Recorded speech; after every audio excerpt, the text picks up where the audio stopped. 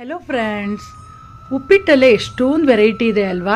ಬನ್ಸಿ ರವೆ ಉಪ್ಪಿಟ್ಟು, ಬಾಂಬೆ ರವೆ ಉಪ್ಪಿಟ್ಟು, ಅಕ್ಕಿ ತರಿ ಉಪ್ಪಿಟ್ಟು, ಅಷ್ಟೇ ಯಾಕೆ ರಾಗಿ ಉಪ್ಪಿಟ್ಟು ಅಲ್ವಾ. ಇವತ್ತು ನಾನು ಯಾವ ಉಪ್ಪಿಟ್ಟು ಮಾಡ್ತಾಯಿದ್ದೀನಿ, ಗೋಧಿ ನುಚ್ಚಿನ ಉಪ್ಪಿಟ್ಟು. ಸಖತ್ತಾಗಿರುತ್ತೆ, ಒಳ್ಳೆ ಉದುದ್ರಾಗಿ ಟೇಸ್ಟಿಯಾಗಿ, very very healthy. Weekly once ಖಂಡಿತ ಟ್ರೈ ಮಾಡಿ. ಮಾಡೋದು ಹೇಗೆ ನೋಡ್ಕೊಳ್ಳೋಣ. 1 ಕಪ್ಪು ಗೋಧಿ ನುಚ್ಚನ್ನು ಬಾಣಲೆಯಲ್ಲಿ 1 ಟೀ ಸ್ಪೂನ್ ತುಪ್ಪ ಹಾಕಿ ಚೆನ್ನಾಗಿ ಹುರ್ಕೋಬೇಕು.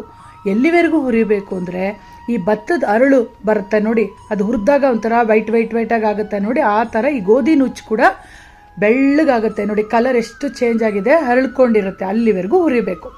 ಆಮೇಲೆ ಒಂದು ಕುಕ್ಕರ್ ಇಟ್ಬಿಟ್ಟು 2 ರಿಂದ 3 ಟೀ ಸ್ಪೂನ್ ಆಯಿಲ್ ಹಾಕಿ ಸಾಸಿವೆ, ಕಡಲೆಬೇಳೆ, ಉದ್ದಿನಬೇಳೆ ಒಗ್ಗರಣೆಗೆ ಸೇರಿಸಿ, ಸ್ವಲ್ಪ ಘಮಗೆ ಇಂಗಿನ ಪುಡಿ ಸೇರಿಸಿ, ಆಮೇಲೆ ಕರ್ಬೇವಿನ ಸೊಪ್ಪು, 1 ಇಂಚ್ ಶುಂಠಿನ ಸಣ್ಣದಾಗಿ ಹೆಚ್ಚಿ ಸೇರಿಸಿದ್ದೀನಿ.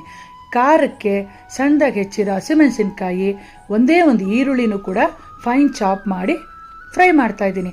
ಈರುಳ್ಳಿ ಎಲ್ಲ ಟ್ರಾನ್ಸ್ಪರೆಂಟ್ ಆದಮೇಲೆ 1 ಆಲೂಗೆಡ್ಡೆ, 1 ಟೊಮೆಟೊನ ಕಟ್ ಮಾಡಿ ಸೇರಿಸ್ತಾ ಇದ್ದೀನಿ.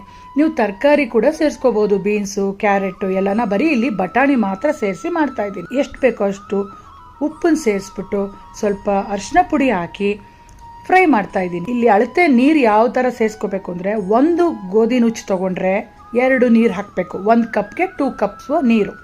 ಈಗ ನೀರು ಸೇರಿಸಿದ್ಮೇಲೆ ಕುದಿ ಬಂದ ತಕ್ಷಣ ಹುರಿದಿಟ್ಟಿರೋಂಥ ಗೋಧಿ ನುಚ್ಚನ್ನ ಸೇರಿಸಿ 1 ರೌಂಡ್ ಮಿಕ್ಸ್ ಮಾಡಿ ಚೆನ್ನಾಗಿ ಕುದಿ ಬಂದ ಮೇಲೆ ಕುಕ್ಕರ್ ಮುಚ್ಚಳ ಮುಚ್ಚಿ ವಿಷಿಲ್ ಇಟ್ಟು 4 ರಿಂದ 5 ವಿಷಿಲ್ ಕೂಗಿಸ್ಕೋಬೇಕು. ಇದು 1-2 ಆಗಲ್ಲ, 4 ವಿಷಿಲ್ ಕೂಗಿಸ್ಕೊಂಡ್ರೆ ಸಕ್ಕ ಸಾಫ್ಟಾಗಿ ಉದುದ್ರಾಗಿ ಸೂಪರಾಗಿ ರೆಡಿ ಆಗುತ್ತೆ ನೋಡಿ. ಪ್ರೆಷರೆಲ್ಲ ಇಳಿದ್ಮೇಲೆ ತೆಗೆದು ನೋಡಿದ್ರೆ ಎಷ್ಟು ಚೆನ್ನಾಗಾಗಿದೆ ಅಲ್ವಾ. ಇನ್ನೂ ಟೇಸ್ಟ್ ಎನ್ಹಾನ್ಸ್ ಮಾಡೋಕ್ಕೆ ಫ್ರೆಶ್ ಆಗಿ ತುರಿದಂಥ ತೆಂಗಿನಕಾಯಿ ತುರಿ ಮತ್ತು ಲಾಸ್ಟಲ್ಲಿ ಸಣ್ಣದಾಗಿ ಹೆಚ್ಚಿದಂಥ ಕೊತ್ತಂಬರಿ ಸೊಪ್ಪು, ನಿಮ್ಗೆ ಇನ್ನೂ ಬೇಕು ಅಂತಂದರೆ ಬೇವಿನ ರಸನ ಸೇರಿಸಿದ್ರೆ ಇನ್ನೂ ಟೇಸ್ಟ್ ಚೆನ್ನಾಗಾಗುತ್ತೆ. ಬಟ್ ನಮ್ಮ ಮನೇಲಿ ಅಷ್ಟು ಹುಳಿ ಇಷ್ಟಪಡಲ್ಲ, ಹಾಗಾಗಿ ಡೈರೆಕ್ಟಾಗಿ ಸರ್ವ್ ಮಾಡ್ತಾಯಿದ್ದೀನಿ.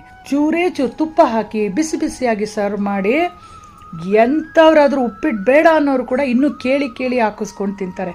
ಖಂಡಿತ ಟ್ರೈ ಮಾಡಿ ಫ್ರೆಂಡ್ಸ್. ಮಾಡಿಬಿಟ್ಟು ಹೇಗೆ ಬಂತು ಅಂತ ಹೇಳಿ. ಬಾಯ್.